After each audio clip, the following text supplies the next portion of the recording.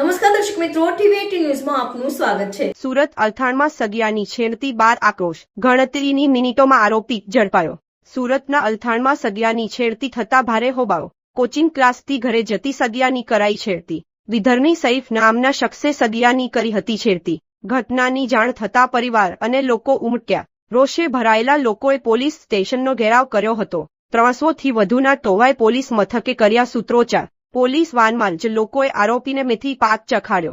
બેકાબુ બનેલા ટોળાને વિખેરવા પોલીસે બળપ્રયોગ કર્યો। ડીસીપી નિધિ ઠાકુર દ્વારા સમગ્ર ઘટના અંગે નિવેદન। આરોપીની ઉંમર અંદાજે 35થી 40 વર્ષની છે। પોલીસે છેડતીખોર આરોપીની તાત્કાલિક ધોરણે અટકાયત કરી। શિક્ષક અને સ્થાનિક લોકોએ સગિયાની વહારે દોડી આવ્યા। ટોળાની ગેરવાજબી માંગણી સામે પોલીસે કડક વલણ અપનાવ્યું। સગિયાના પરિવારની હાજરીમાં ફરિયાદ લેવાની તજવીજ હાથ ધરાઈ। અલથાણ વિસ્તારમાં પરિસ્થિતિ સંપૂર્ણપણે પોલીસ નિयंत्रण हेठળ। પોલીસે कायदो व्यवस्था जाळववा सघन तपास शुरू करी।